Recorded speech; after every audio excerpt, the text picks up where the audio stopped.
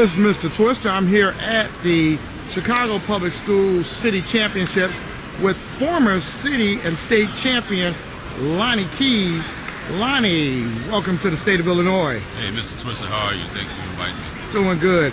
You know, you were a former CPS city champion, and you progressed on to become a state champion.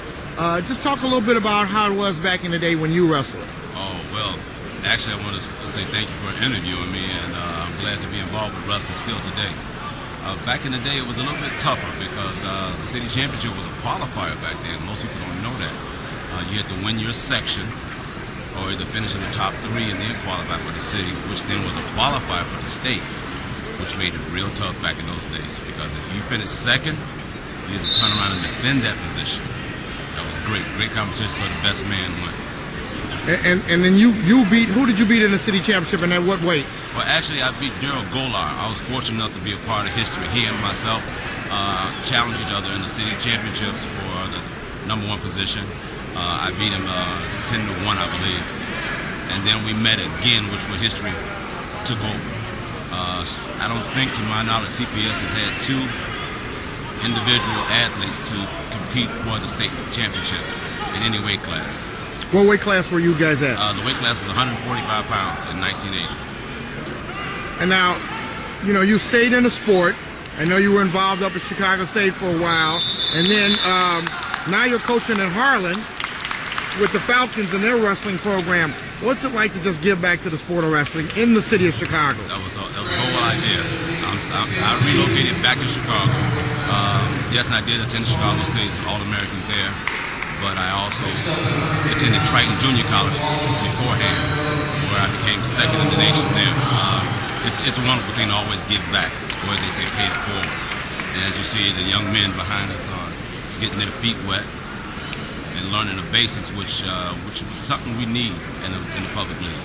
So I'm happy to be a part of that as well. Now, I know you also did some work with former CPS state champion Travis Hammonds. Today, there's a possibility of a 4-time city champion, the second one ever, Ronzel Darling. Just how have you seen the wrestling progress in CPS in the last few years, from, you know, Travis's time right through to today and what we're going to have out on the mat in a little while? Oh, yes, outstanding. Travis was a talent to the public league. He came and showed them that the doors are still open. And when he captured that state championship his senior year, after finishing third the year before, he just opened up a bigger door for the gentlemen to follow. And they've been coming, placing in the top 3 or 4 every year. Travis and I met through my godson, Brandon Pond. And when he met me, he saw that it was possible.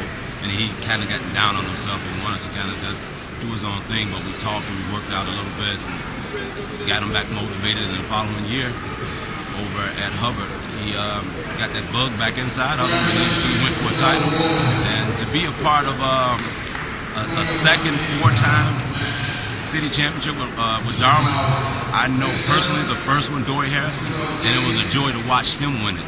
And to see that come to full circle again, there's a couple more kids standing behind me have that feat in front of them to accomplish. I think it's possible. And you know, CPS wrestling obviously is much maligned when compared to other wrestling in the area and in the state. But where do you think they need to go to get to the level that everyone else thinks they need to be at? Oh, there's no real big answer to that. A former teammate and All-American of mine, Walter White, he and I talk all the time.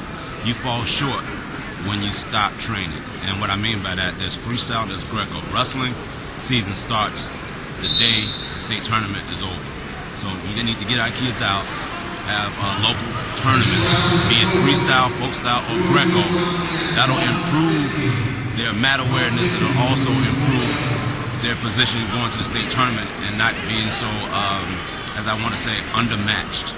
You know, they're seeing new moves and different techniques and knowing how to throw headlocks as well as shoot doubles and not turning the wrong way. You know, it's just another level. If you get that freestyle and Greco, you get that over the summer like myself and Walter White and a few other of my teammates got, there's no way you could be stopped, especially if you have the will and the drive. A lot of people aren't familiar with Walter White, but he's got a son that's about to burst onto the high school scene, That's right. Isaiah White, and he will be a much talked about wrestler, Illinois. So just get ready. T4L, by the way.